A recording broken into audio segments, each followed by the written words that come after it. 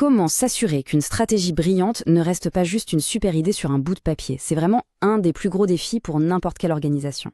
Aujourd'hui, on va se pencher sur un outil hyper puissant, conçu exactement pour ça, le Balance Scorecard, ou en français le tableau de bord prospectif.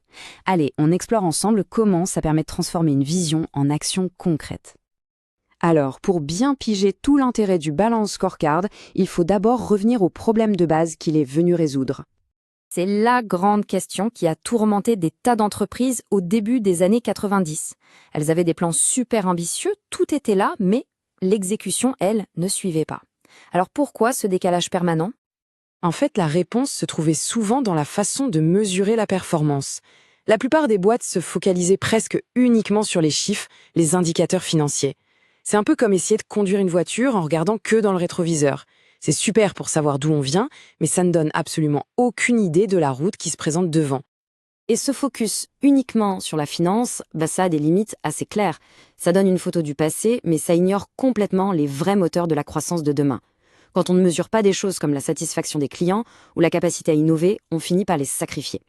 Et le résultat de tout ça, c'est une culture du court-termisme où les profits du trimestre en cours sont toujours plus importants que la construction d'une valeur qui dure.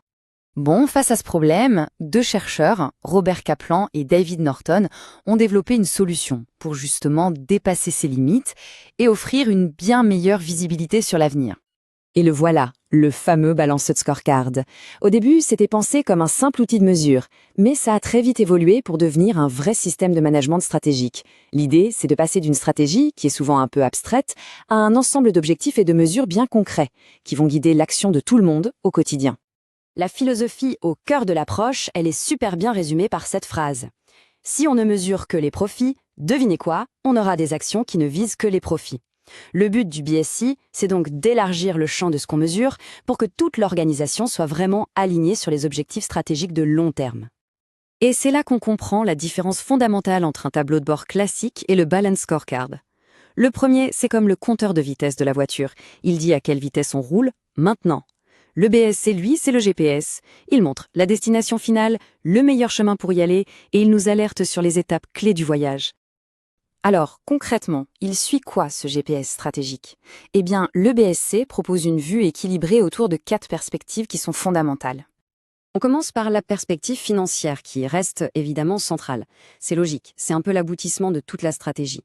Elle répond à la question, est-ce que nos actions se traduisent par un succès économique pour nos actionnaires? C'est le juge de paix, la validation finale de tout le reste. Ok, mais comment on arrive à ces bons résultats financiers?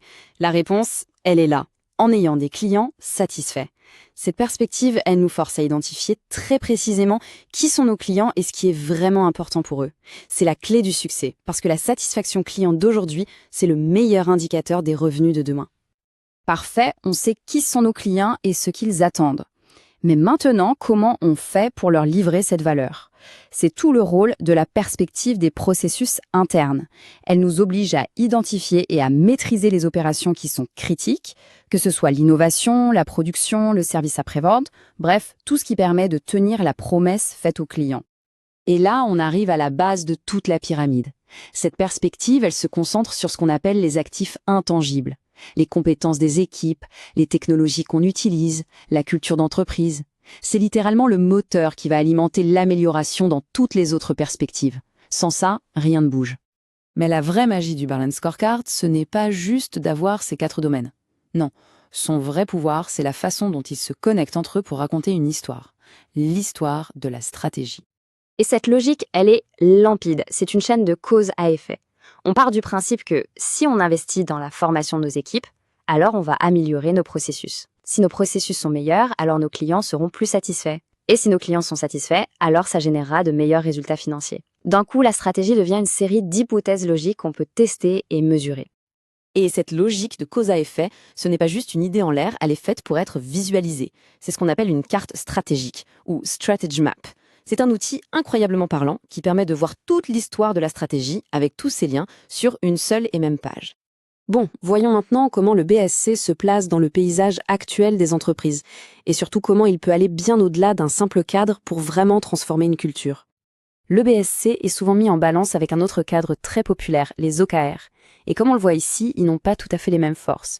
Le BSC, c'est vraiment l'outil roi pour la planification stratégique à long terme, avec une approche qui vient plutôt du haut. Les OKR, eux, sont taillés pour l'agilité, avec des cycles très courts et une approche plus collaborative. Mais en fait, il ne faut surtout pas les opposer. La réalité, c'est qu'ils sont super complémentaires. Le Balance Scorecard, il définit le cap à long terme, c'est le grand pourquoi stratégique, et ensuite, les OKR peuvent être utilisés chaque trimestre pour décliner ça en quoi et en comment, pour s'assurer que l'agilité du quotidien reste parfaitement alignée avec la grande vision. Donc si on devait résumer, le Balance Scorecard, ça permet de passer d'une vision dans le rétroviseur à une vision prospective. Ça équilibre la performance, ça raconte une histoire stratégique qui est claire pour tout le monde, et surtout, ça aligne toutes les équipes dans la même direction. Ça crée une culture où la stratégie devient l'affaire de tous les jours. On termine avec une question qui mérite réflexion. Parce qu'au final, le but ultime d'un cadre comme celui-ci, c'est de s'assurer que chaque personne dans l'organisation comprend comment sa petite contribution participe à la grande réussite collective. Et c'est exactement à ce moment-là que la stratégie prend vraiment vie.